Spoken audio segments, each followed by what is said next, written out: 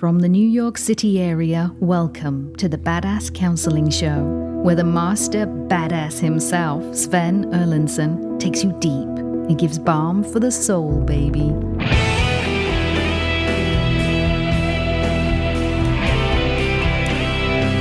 Hi guys, it's Sven and Rob and Casey, and we are here for you.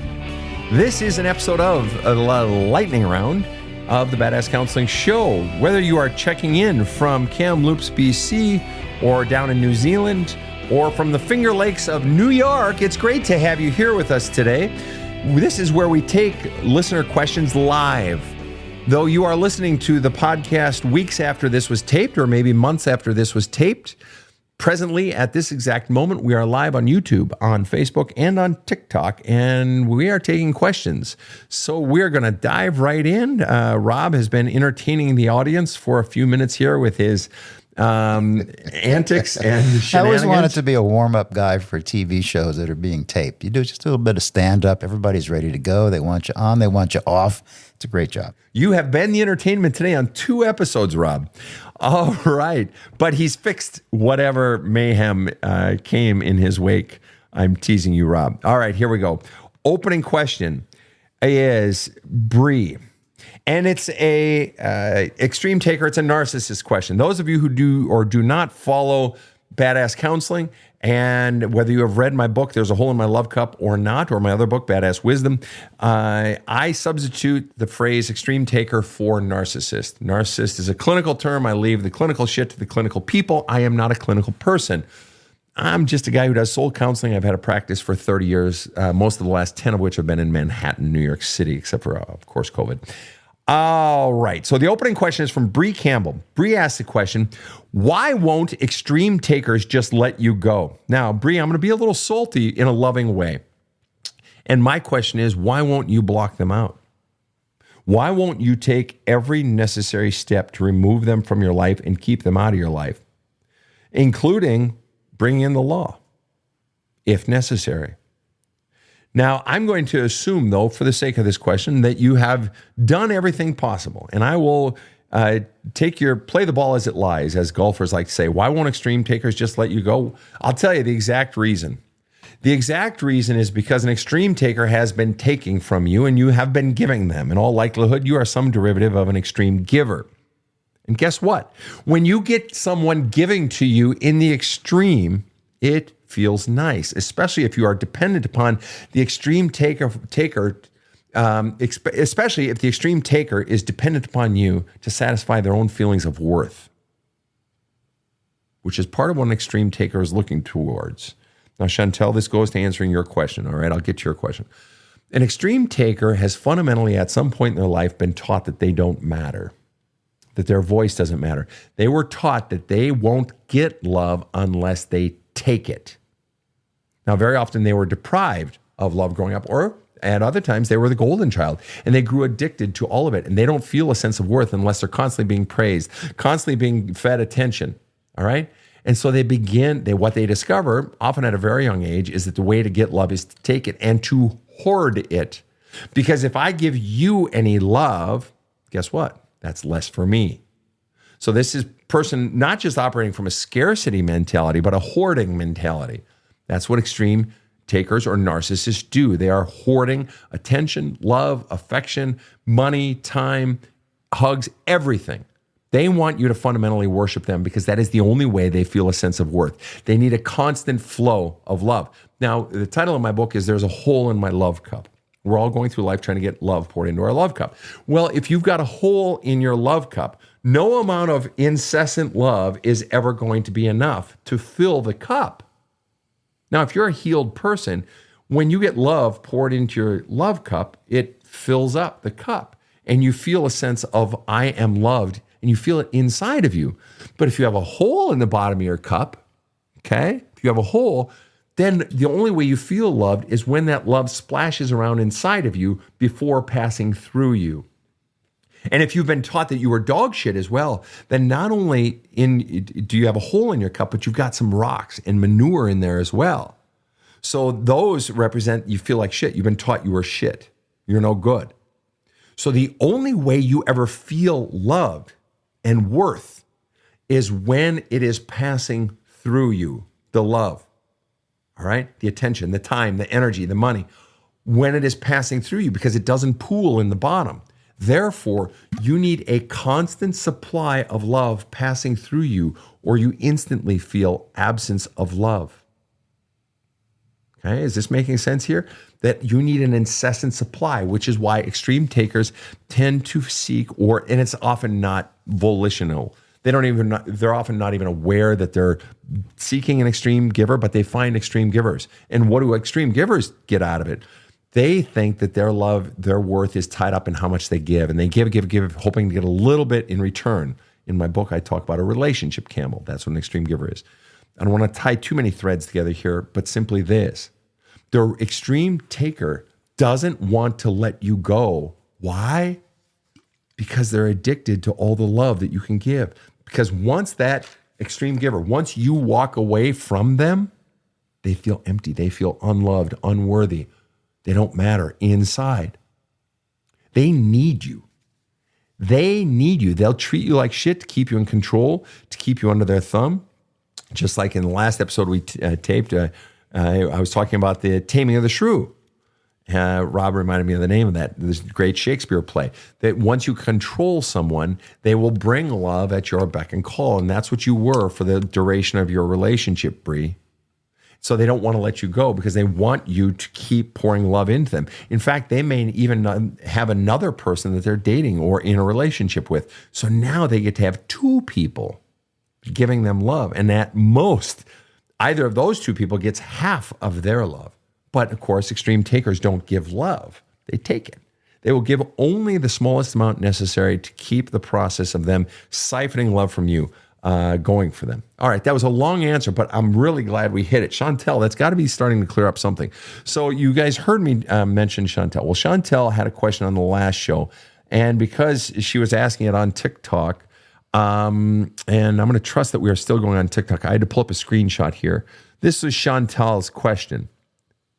I often have people coming to me. Chantel is a counselor, a PhD candidate getting her degree in psychology, counseling psychology, presumably. I often have people coming to me regarding their experience with narcissistic partners or parents, what I call extreme takers.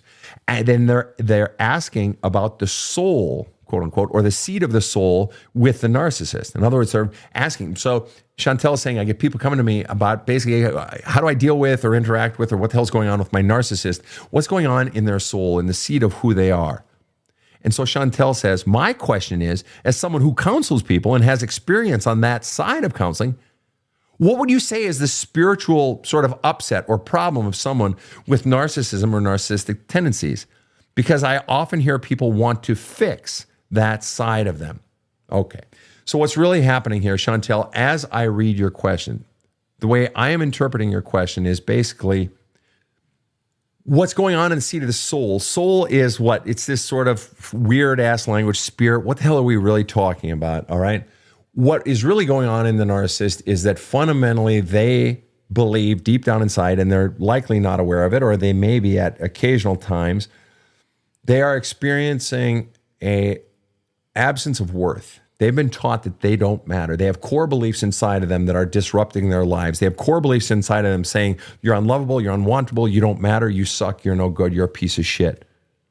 Or they have this grand vacuum inside of them that they never received love to fill up their love cup. And so that hole got poked in the bottom of their love cup that says, you're no good, you don't matter, you're a piece of shit.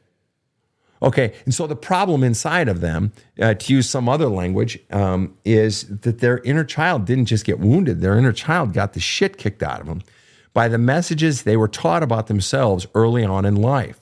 And so the narcissistic tendencies, the actions of extreme taking are compensation for. It's the pain that they're feeling of being taught, you suck, you don't matter, you don't exist, nobody loves you, you're unwantable. So I need you, if I'm the narcissist, I need you, if I'm the extreme taker, I need you to keep pouring love into me. Don't stop. Keep pouring love into me. I need more and more and more. Because when I feel it, it's like, oh, that feels good. I need someone worshiping me like I'm a god. Why? Because for those moments that you're worshiping me, which I need to have happen all the time. While you are worshiping me, my feelings of lack of self-worth and that I suck, they go away. Or at least I don't hear them as loudly. And think about how little a person has to think of themselves, how wounded that inner child has to be, that the flow of love flowing into them has to be incessant, unstopping. Okay? Very often, so you can imagine what this does in a work setting. So either they have to be the golden person at work and constantly getting love and attention at work, or they're a total dickhead at work because they're fucking miserable. Why? Because they're not getting the flow of love pouring into them. And they will come home and they'll take all their work pain out on you. You know, the classic thing, you know, you get that 50s phrase, you know, you get yelled at by the boss, you come home, you punch your wife in the face, you yell at your kid and you kick the dog, right? Well, that's what it is. That anger in certain places is going to be taken out on others. So the narcissistic person or the extreme taker will take all their frustration at not getting love from others out on you, the person who's the extreme giver. Why? Because they'll know they've got you under their thumb and you will keep giving and giving and giving. And it makes them feel good to be able to flush out all of their pain onto you. And it also makes them feel good that you just keep giving and giving and giving and giving. And so that leads to one more question, then I'm going to move on to a whole different subject. Is this fixable? Doll, you just asked that question at the exact right time because that's exactly where I was going with this. Is it fixable? Yes, but only pain, and usually the pain of loss. And sadly, if you are the extreme giver, you may not be the loss that caused them to change. Very often it's the next lover, or more often, the one that will really often hit them between the eyes, and they'll fight them in every way is when one or several of their own kids don't want them anymore and reject them and turn their back on them.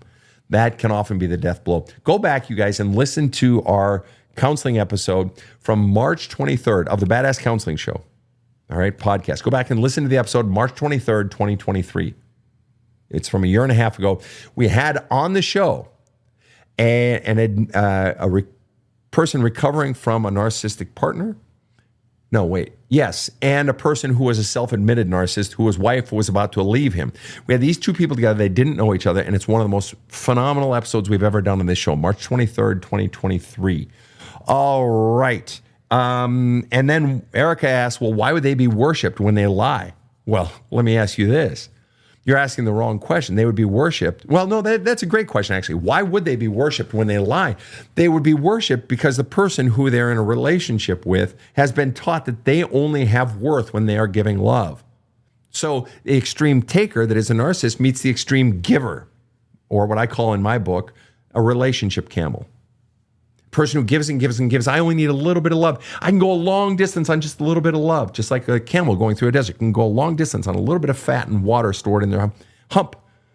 All right, so why would they be worshipped when they lie? People worship them because people are terrified of not getting love. The people that are in relationships with narcissists are terrified of not getting love, of enduring their disapproval. And furthermore, methods of control and abuse are what keep people worshiping someone else. Fear, of so many different things. All right, we need to move on to a new theme. All right, next question. Robbie, you got one over there?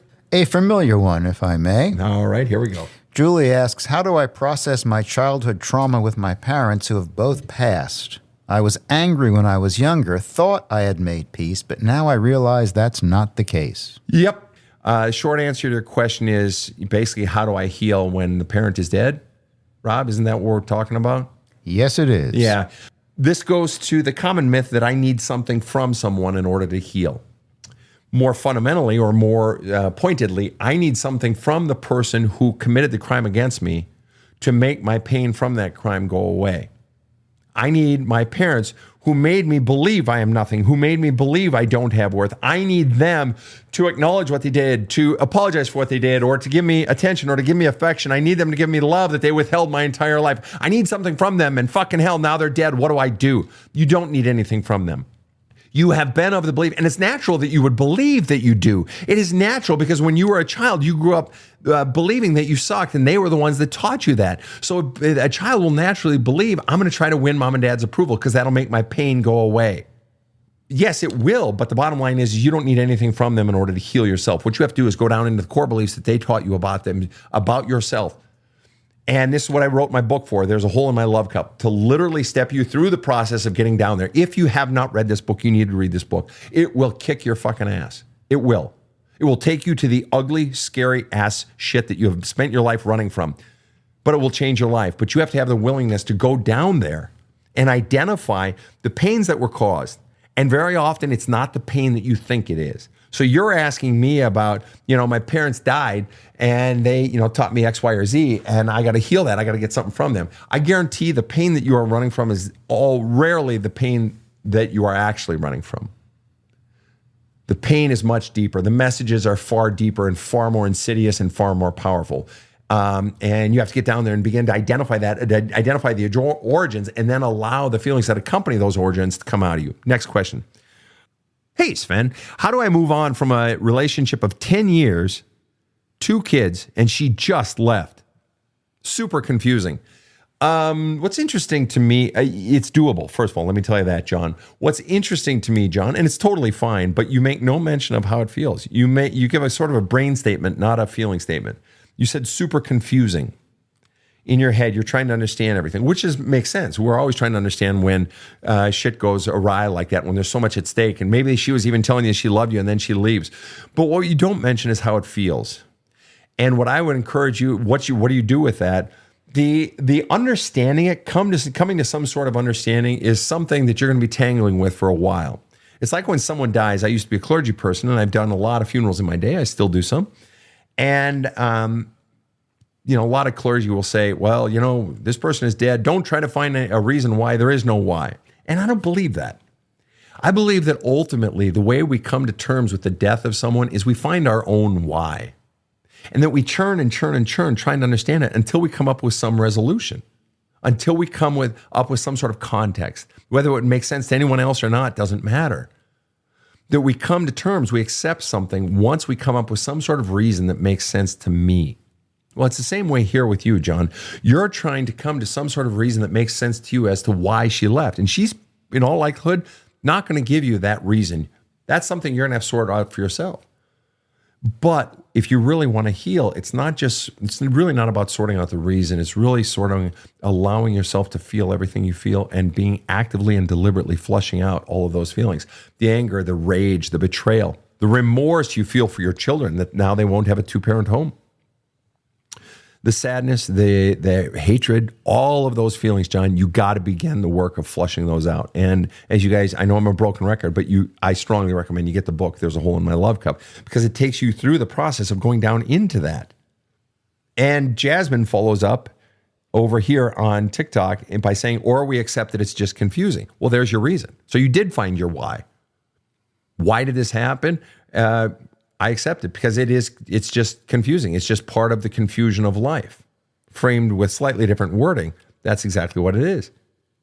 So you will come to some sense of meaning to it. Maybe your meaning will be she's just a bitch or she's just selfish.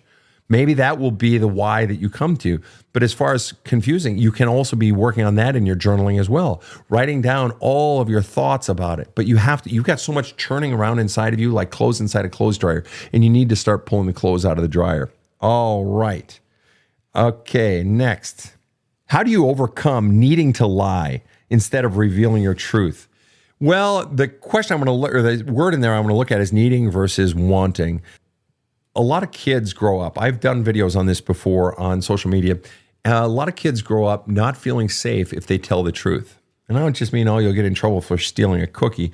I mean, if they told the truth about pretty much anything, they'd get beaten or they'd get yelled at. And so what the child learns to do, they learn a survival mechanism. They start to lie. And it's totally understandable that they do. Why the hell would you tell the truth if you're just going to get your ass handed to you? But the problem is they get into adulthood. And what was a survival mechanism back then that they had to do to protect themselves, as an adult, they no longer need. And it's until they realize they're still doing that and that I don't need to do this anymore, that they really have to begin. And they also maybe begin to realize that all my lying is undermining my relationships, undermining my life. And so what they have to do is sort of a reprogramming, a reboot, and new software inside of themselves and begin inching out and telling the truth. Now, that's someone who needed to lie to survive. But wanting to lie is when it suits me. I do lie at times, if I'm really honest. I do. Because it's easier sometimes. It's just like, fuck, I don't want to, whatever.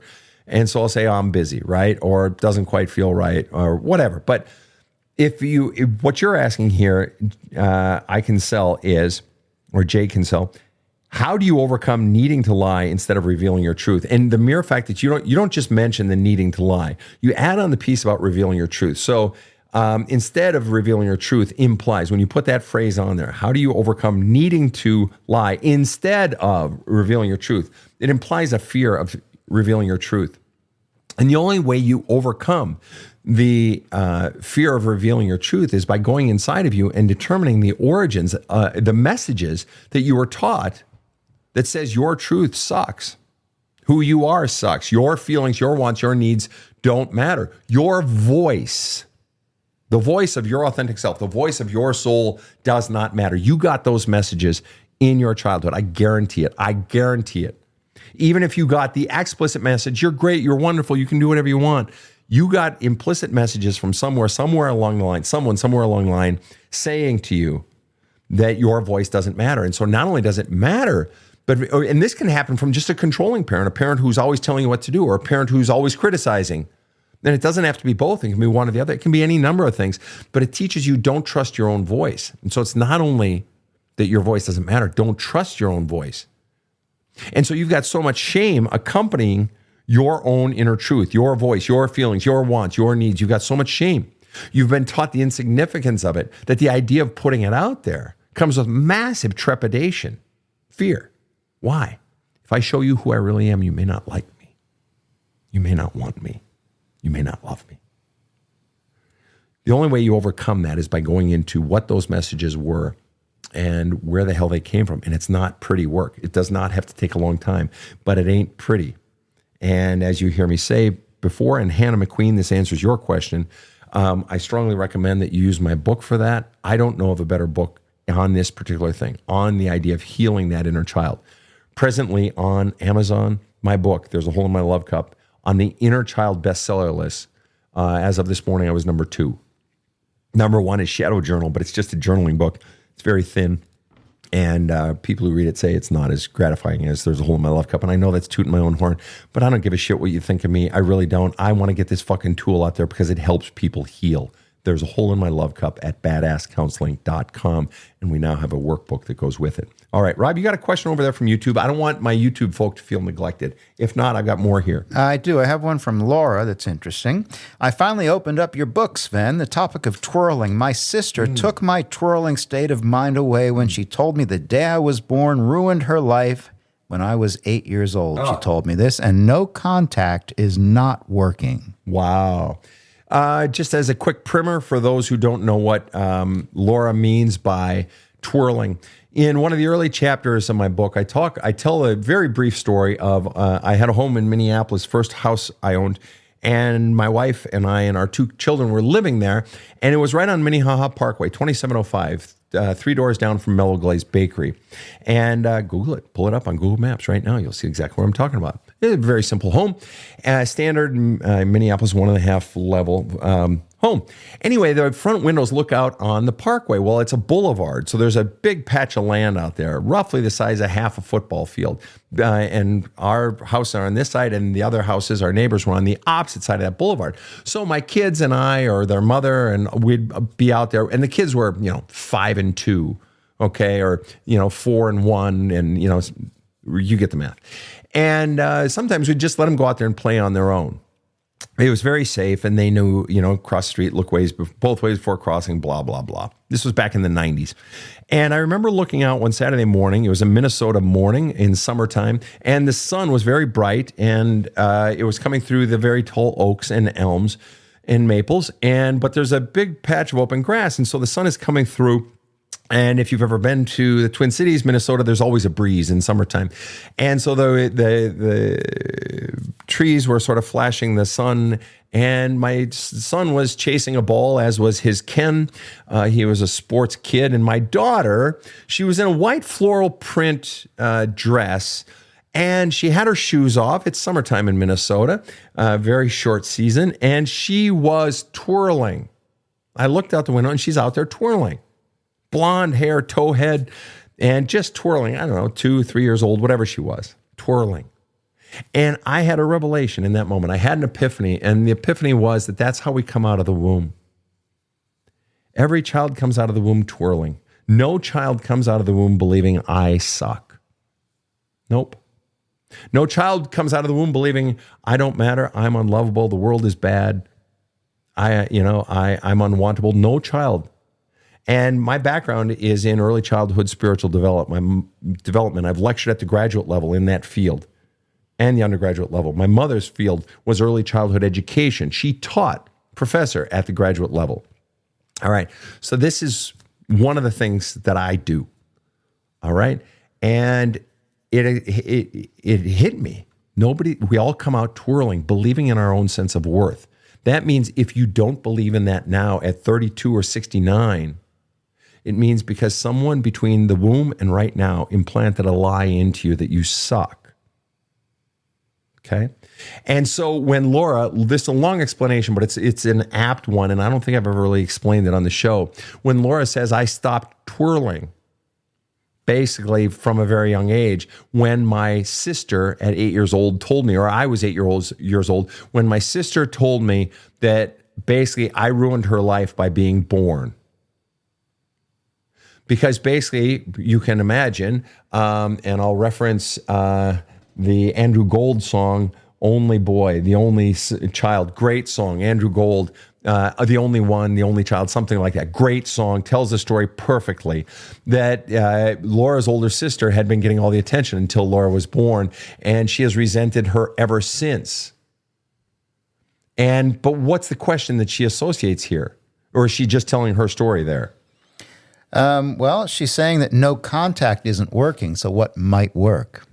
To what? Keep your sister from hurting you? I suppose so, to feel better about it.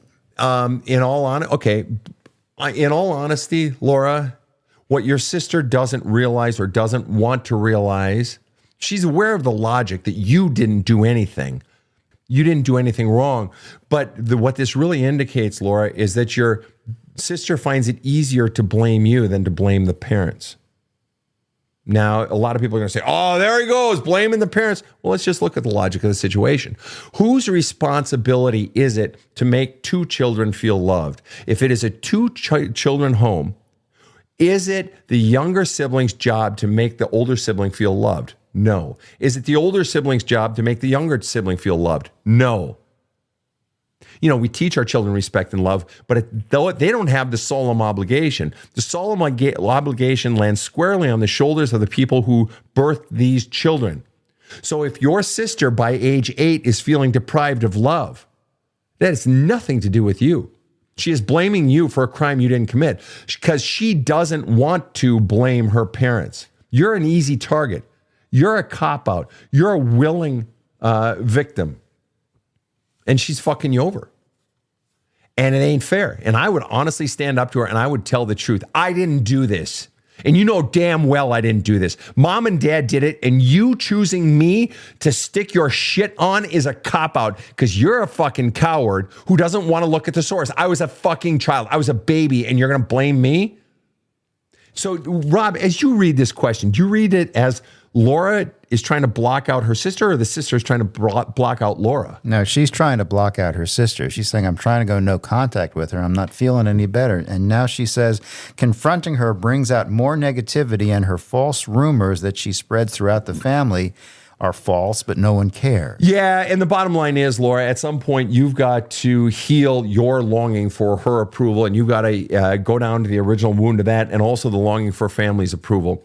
And I understand confronting her doesn't work, but you have every right to stand up for yourself. And one of the things that we discover is that when we don't understand, or when we don't stand up for ourselves, the other person has the opportunity to write the script, to write the narrative. Now, whether or not anyone's believing the narrative doesn't matter. You've got someone besmirching you within your own family, and you can stand up for yourself. But at some point, and I actually recommend that on one hand, but at some point, you're going to get sick of fighting the fight, and you're going to walk away from the fight. And maybe it means you're going to have to distance yourself from your family or whatever it's going to take, but you are under no obligation to live under your sister's thumb. But the lethal blow is to your daughter. It's like you're blaming something that was mom and dad's fault because you're too much of a fucking coward to look at who really caused you the pain. I was a baby. I didn't cause you this fucking pain. Oh, she's 16 years older, and her hurting my elderly parents is getting a little much, she says. Well, then if you feel a sense of obligation to your elderly, well, then if she's hurting the parents, she's taking out the very pain that she feels towards her parents. And if you feel an obligation to stand up to her on behalf of your parents, that's up to you. But in the end, you've got to protect yourself and stay away. Yeah. In the song, Andrew Gold does blame his parents. He does. Yeah. Yep. I was the only boy. You told me I was the only one, but in the end, you had a second child and it was a girl. How could my parents have lied? Yep. It's a beautiful song. You guys pull it up on Spotify. Great song. What year would you say? Like 73, Rob? It was 70, mid-70s, let's say. Mid-70s. Yeah. I was the only boy, yeah. All right. Tammy Cardenas says, this is fabulous. Oh, thank you. All right. Rob sends me a little note because I forget. And the little note says, much more to come right after this short break. I've been doing some real healing work in my life, and I mean hardcore. But I've been craving something new to level up. A friend of mine told me about this badass counselor. I gotta admit, I rolled my eyes. Then I watched a few of his videos, and yes, this is the guy. I went and got his audiobook, Badass Wisdom. Holy shit. Absolute ass-kicking, inspiring, deep, powerful shit, period. If you don't get this book, you're making a huge mistake. So do you got the guts to go big with your self-care? Go to badasscounseling.com, get the book Badass Wisdom now. This show provides soul counseling intended to entertain and inform and is not medical advice.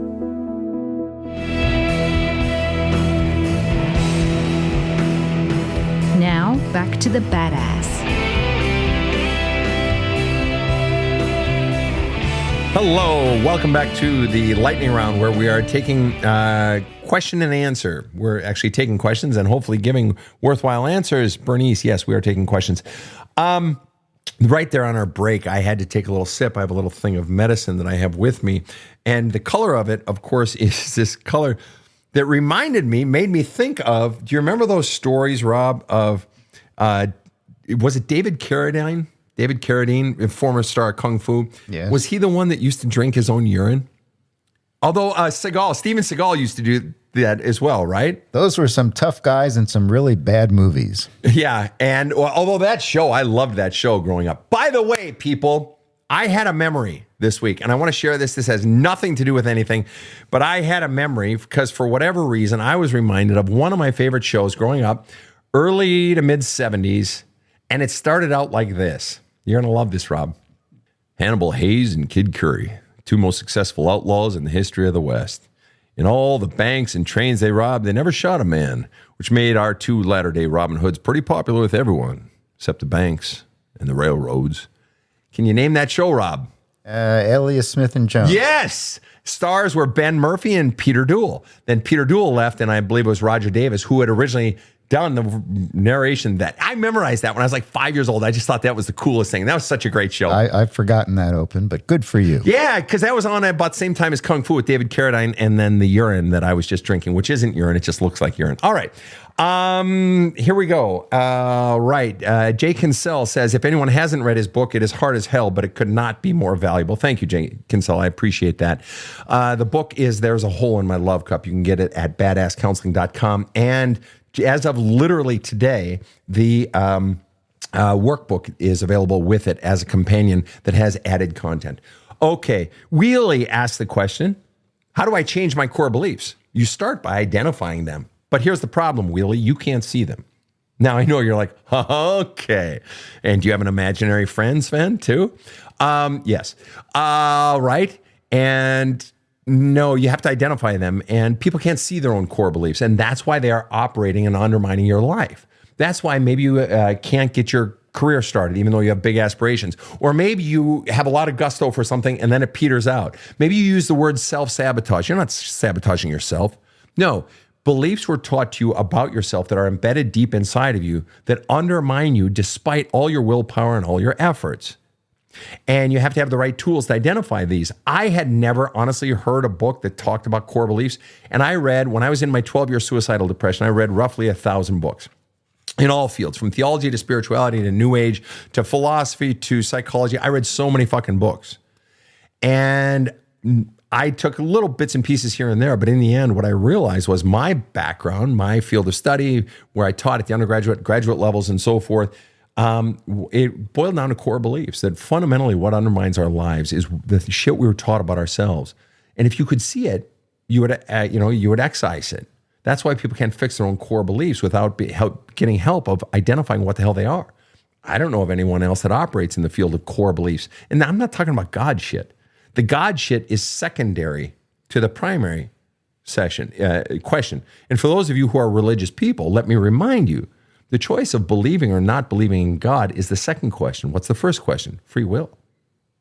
It is predicated on the notion of free will, that engaging in faith or a belief in a God is a free will act. Therefore, you have to believe in your own worth or power to decide first. So knowing who you are precedes deciding whether or not there is a God. Therefore, this stuff that we're talking about, well, who am I, my authentic self? This is the root question of life.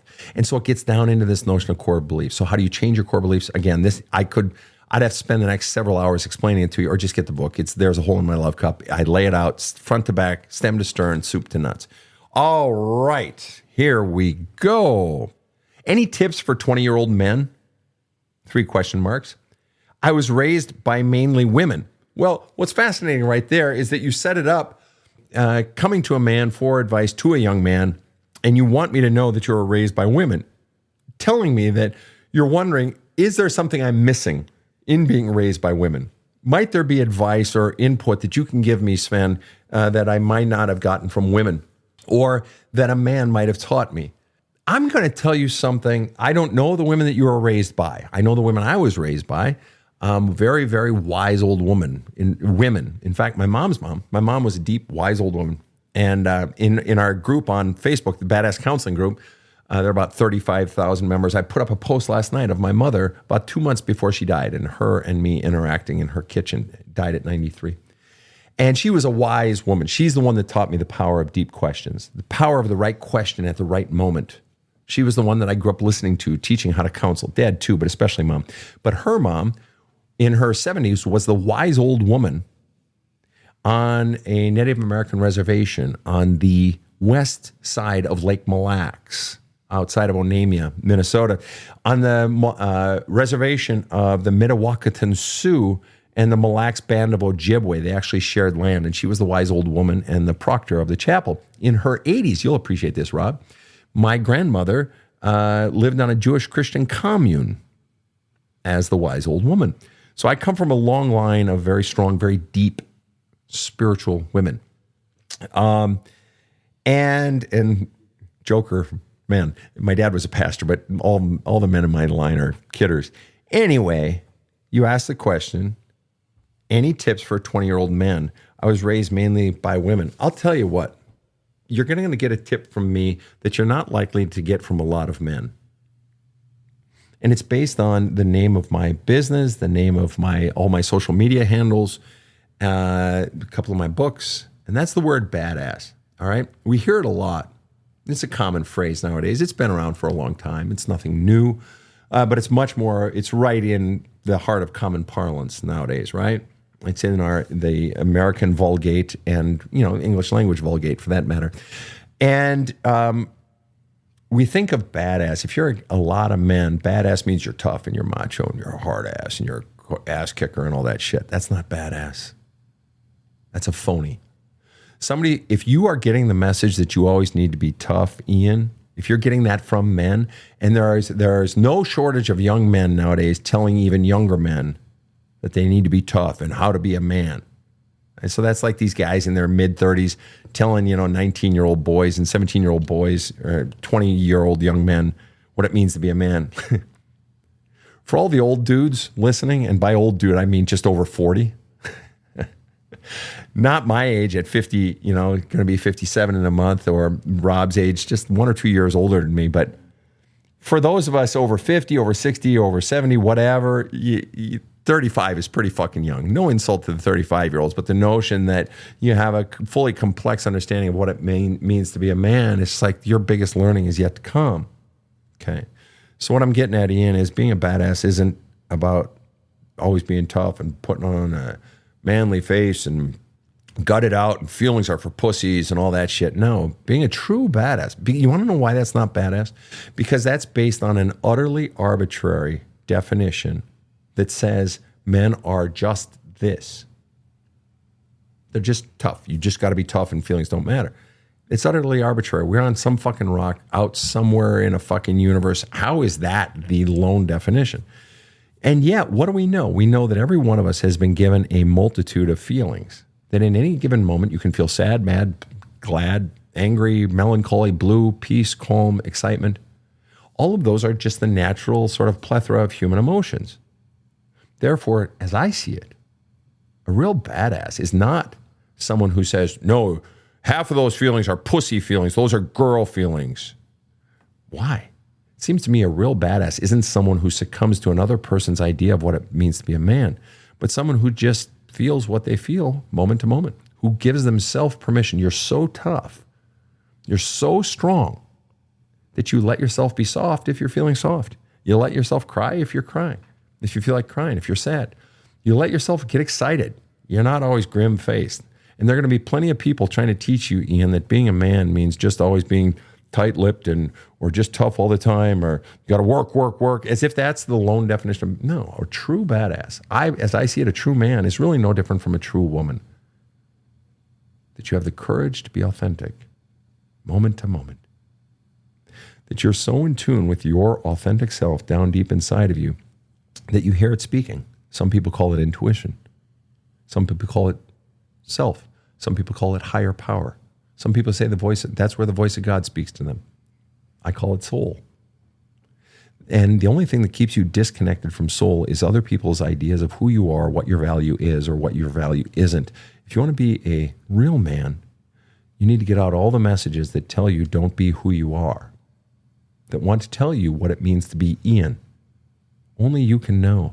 And to be truly a badass means you have the courage to just feel what you feel moment to moment. And a lot of guys will say, oh, that's bullshit. That's for pussies. And I say, really? Genius? Tell me you don't want to fucking cry and curl up in a ball when your 7-year-old is going in for her 3rd surgery. Tell me you don't feel like crying your eyes out when your horse of the last 17 years passes away. Tell me you don't fucking feel feelings. It's bullshit. Feelings are a natural response to stimuli. Allow yourself to feel those. Live authentically. Express your truth.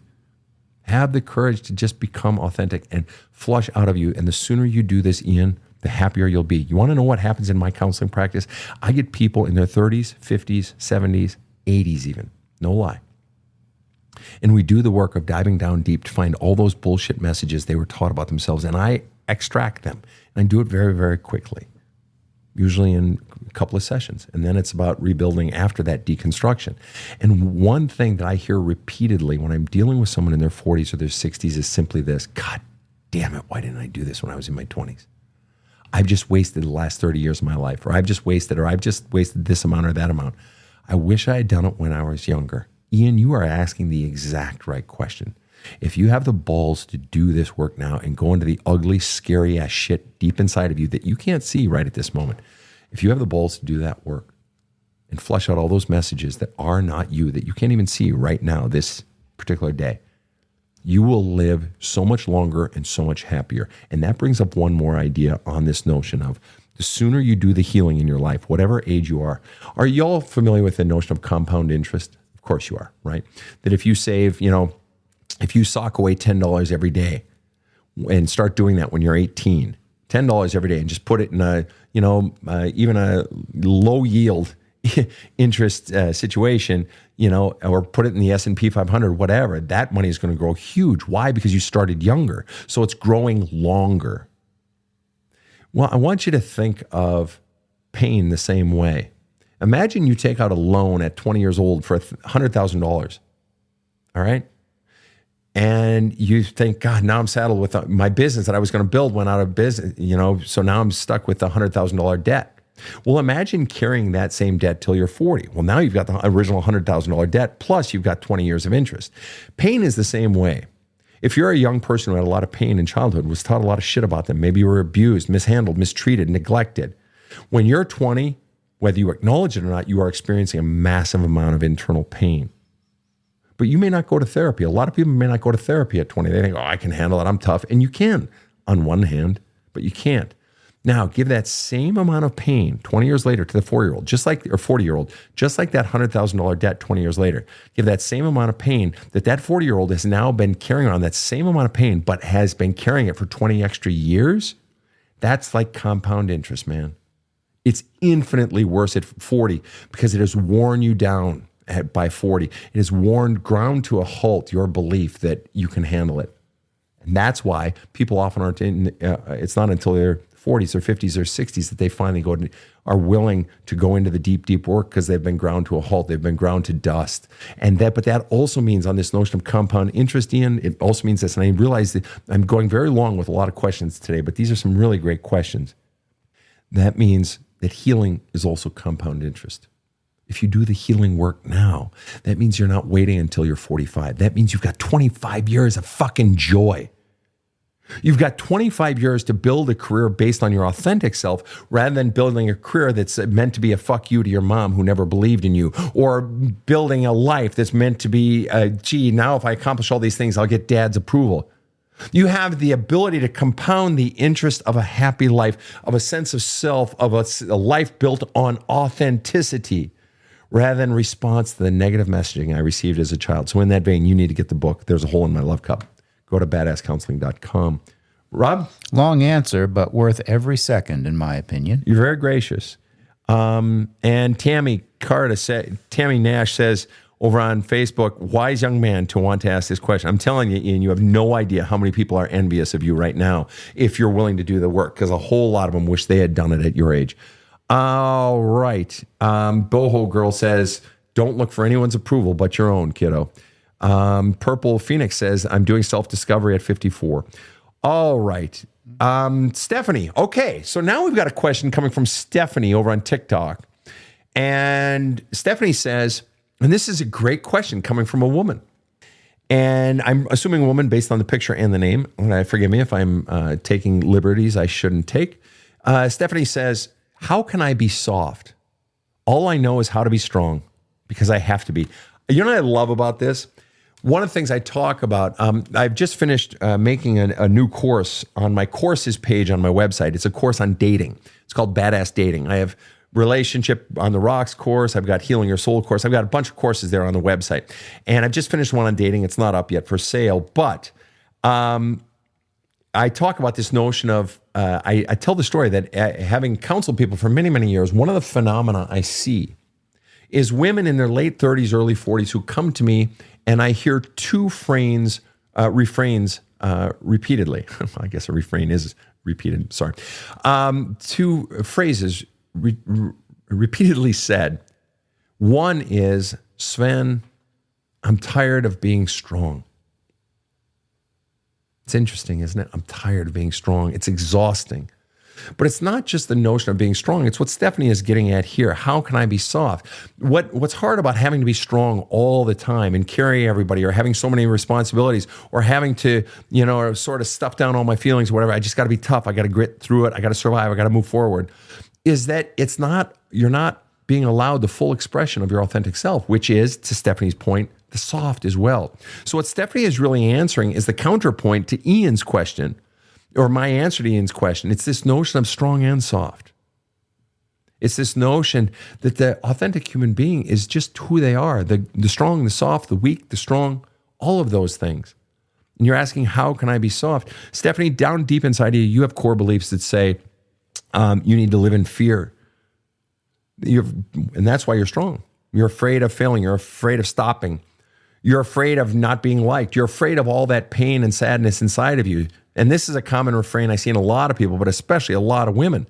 They're like a Cadbury egg. They're tough on the outside and they're goo on the inside. They put on the tough outer shell so that you won't see how weak or afraid or confused or lost they feel inside.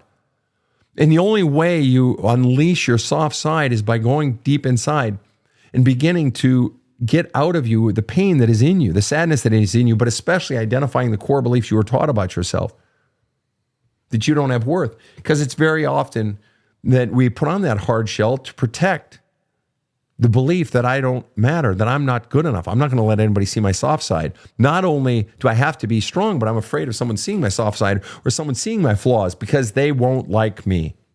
So you have to go inside just like Ian has to go inside, because your authentic self it's not even a balance of soft and strong. It's a yin and a yang. It's an ebb and a flow of soft and strong, weak and gentle and tough. It's all those things. The authentic human being is all of those things. That's why we have a multitude of feelings. All of them are good. They're morally neutral, but they are just good natural expressions of what's going on inside of us. And until you can express the entirety of who you are and all you feel, you're limiting yourself and you're going to be ultimately miserable. And again, that's what I wrote the book for. There's a hole in my love cup. Yeah. Oh, by the way, the other thing that I have heard so many times, thousands of times over the decades, one from women in their mid-30s and early 40s is, I'm tired of being strong. The other one is, I just want someone who gives a crap. I just want someone who gives a shit. You know, when it comes to, especially to relationships, that I've had presumably so many people that haven't. And it may not be just relationships, but friendships, parents, family, whatever. I just want somebody who gives a shit, right? All right, next question. Rob, you got one? Yes, indeed. This one is from YouTube from Teddy. How do you handle a sibling that is dealing with their own trauma when they continue to berate you and act cold, especially when they're older and trying to give you advice? Oh, God. You're older and you've got a sibling wanting to give you advice unsolicited. How do you deal with that, basically, is what you're asking, Teddy? Create space, shut them down, stand up, and make them stop, or you will have to draw walls, boundaries, blocking their number, blocking them out of your life. And so what I often hear in that case then is people say, well, yeah, but at family gatherings, I see this person. Maybe you have to stop going to family gatherings. It's fucked up that someone hurting you is robbing you of something you must want, and that's to be at family gatherings. But until you stand up for you, this person will not stop. And it could be in the end that even if you stand up and have some sort of confrontation, each and every time they act this way, the standing up may take the form of walking away.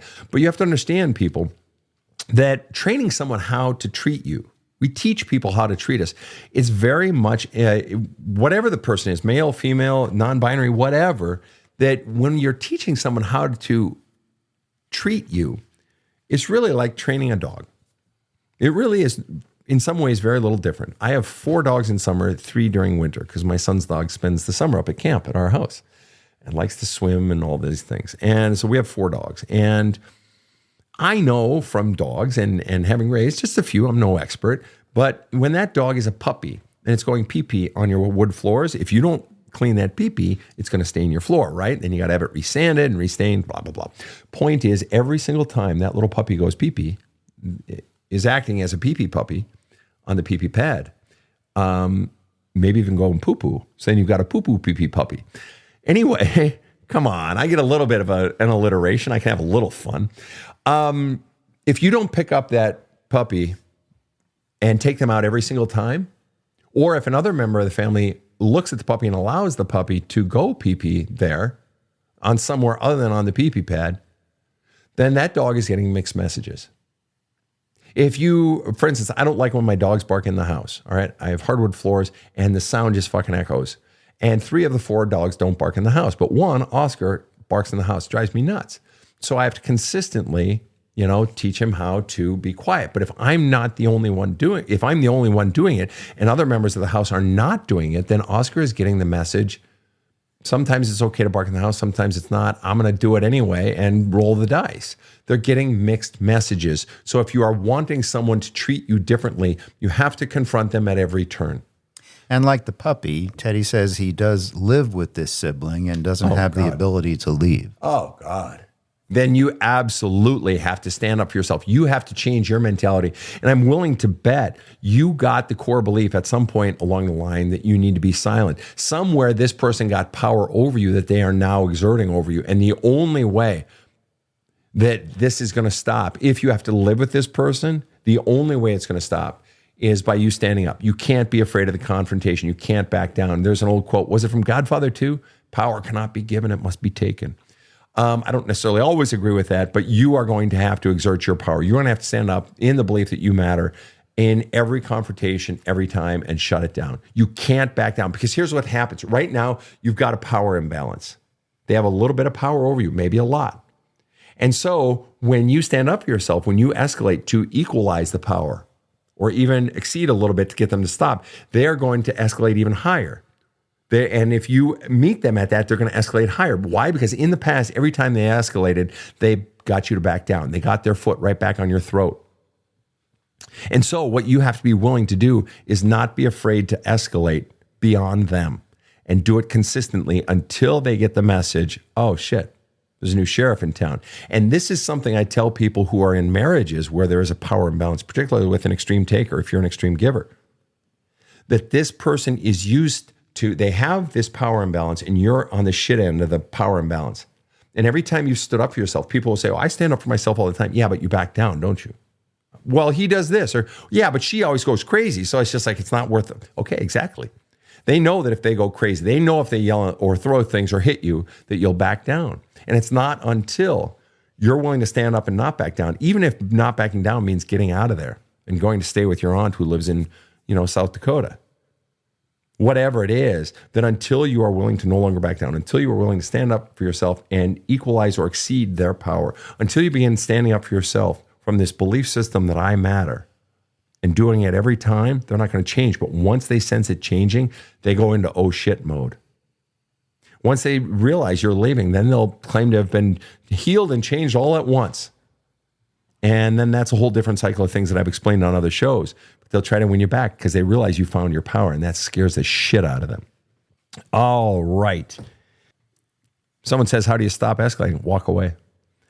And I did that in post-divorce, that after my first divorce, I was divorced and there was a lot of pain all around, and it was just casting this pall, this cloud over me, inside of me, over our children and so forth. And I just got sick of the fight and I gave up. I said, you win.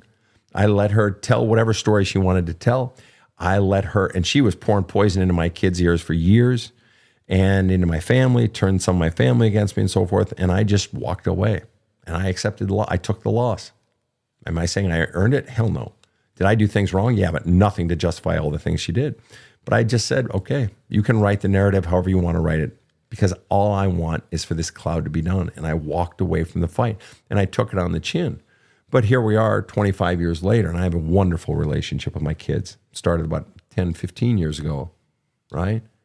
And so I chose that path. I tell people, stand up for yourself, but if you need to walk away, walk away. But anyway, one more question we're going to take. All righty, one more. How does a person deal with a sometimes friend only at their convenience? Well, we've all been in that situation, whether with a friend, a lover, a family member, someone who is only a friend or only shows up when when it's convenient for them, or when they've got their hand out, or they want attention, or they want someone to listen to them. Maybe they call you up and say, hey, Colleen, how you doing today? And then you give about a 30-second answer, and then they go into launch into talking about themselves. Ever had a friend like that? We've all had friends like that, where it's all about them. I had to have a conversation with a buddy of mine. I had gone to a Catholic seminary in St. Paul Seminary School of Divinity. And even though I was a Lutheran, preparing for Lutheran ministry, and the largest Lutheran seminary was in the world, was in St. Paul, I chose to go to Catholic seminary because I'd grown up in Twin Cities and didn't feel like hanging out with the Lutherans, even though I were one. And a buddy of mine, we got very close friends. And at times he basically said I was his, sort of spiritual counselor, even back in seminary, et cetera. And then we had a rich friendship, and I love him to death to this day. But at one point, let's say 8 years into our friendship, we were having lunch once at a restaurant in the Twin Cities, and we're sitting there, and I had to say to him, and I'll just call him Stephen, I love you. You know that. I said, but I need you to invest in me more in this relationship. I listen to you, and I try to help you, and I love listening, and I love trying to help you. But I want you to invest in me. I want you to give me time. I want you to give me attention. And that was a scary conversation for me to have. I found my voice and I stood up for myself because I wanted love from him. And do you want to know what his response was? This guy he was a Catholic priest by that point. And he looks me square in the face. When I said, I need attention too. I want you to listen to me and ask about my day. He looked me square in the face. He paused. And he said, you're right. You're right, Sven. I have been doing that. And I'm glad you said it. I didn't even see it. And I want to, Sven. I want to give you the love that I feel for you and the brotherhood and the kinship. And God bless him, he changed. And he would ask about me, and he'd listen, and he'd ask second and third and fourth questions that when we stand up for ourselves, people are going to make a decision. Either they're going to choose to honor it and step up, or they're going to walk away. Or they're going to say, no, I don't have to, I don't want to. And then you got to walk away because they're saying you don't matter. Well, fine humans, this has been yet another interesting episode of the Badass Counseling Show Lightning Round.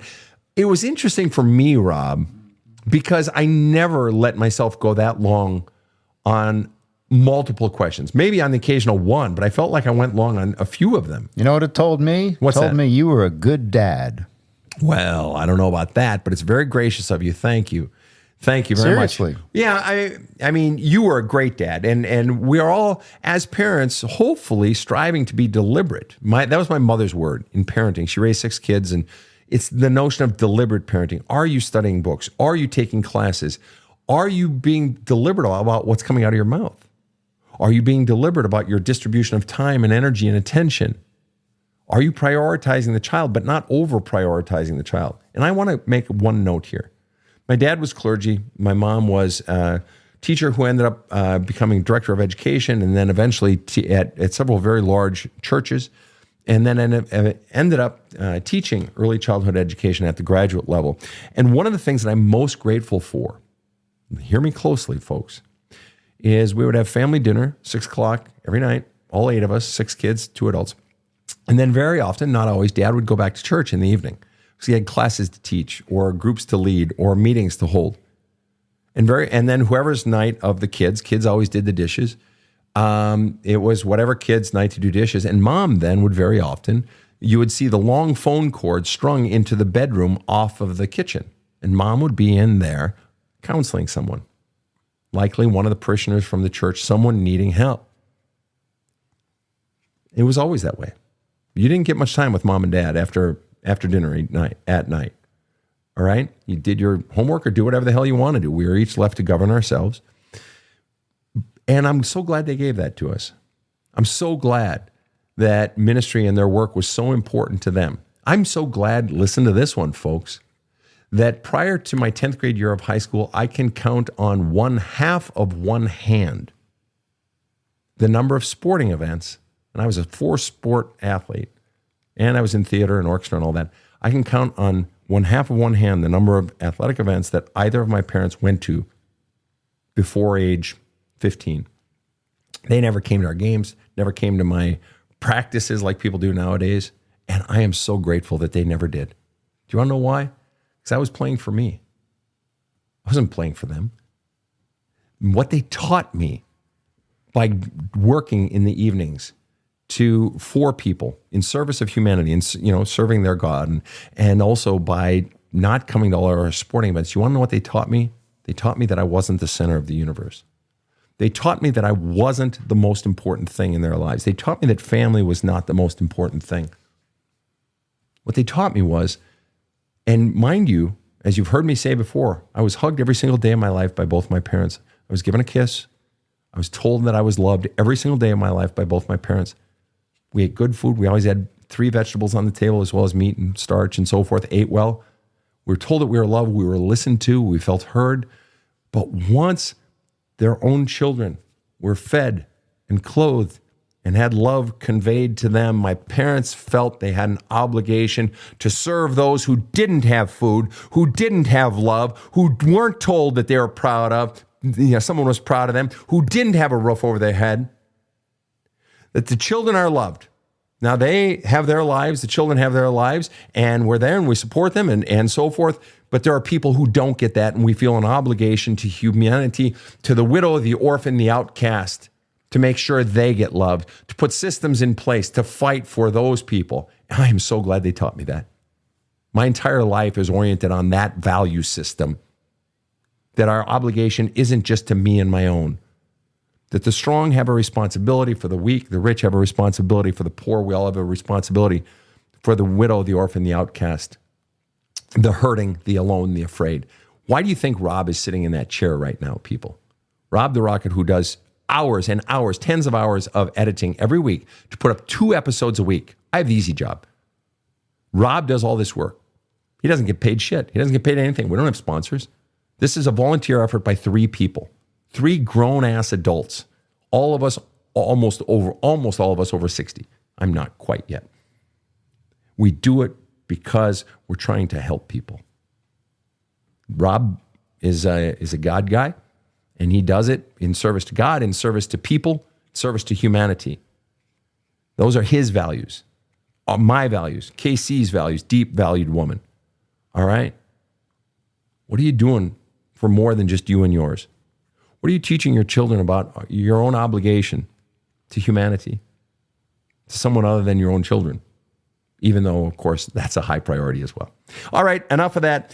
Rob, you get the final word today. Well, actually, it's Michael Stevens who gets the final word. Over on YouTube? Yep. Sven, I just wanted to say thank you. You've helped me out so much to be able to trust my own voice, and I feel more positive about my whole outcome of life, so thank you very much. Thank you for saying so. I appreciate that. And for those of all of you that have been asking, the book, There's a Hole in My Love Cup, and my other books, including Badass Wisdom, There's a Hole in My Love Cup, and the brand new workbook can be found on badasscounseling.com on the books page. It'll kick your ass. It'll change your life. It's there as an audiobook, the only place you can get the audiobook, as well as ebook and paperback. Thank you, everyone, for your questions. Great questions, and especially Ian. You are the man tonight. On behalf of all of our team, have a kick-ass day. The Badass Counseling Show is strictly copyrighted. No copies may be made without the express written consent of the Badass Counseling Show, LLC. The Badass Counseling Show is produced by Karen Camparelli and Robert H. Friedman. Executive producer Sven Erlandson. Original music by 2-time Emmy Award-winning composer Trevor Morris. Have a kick-ass day.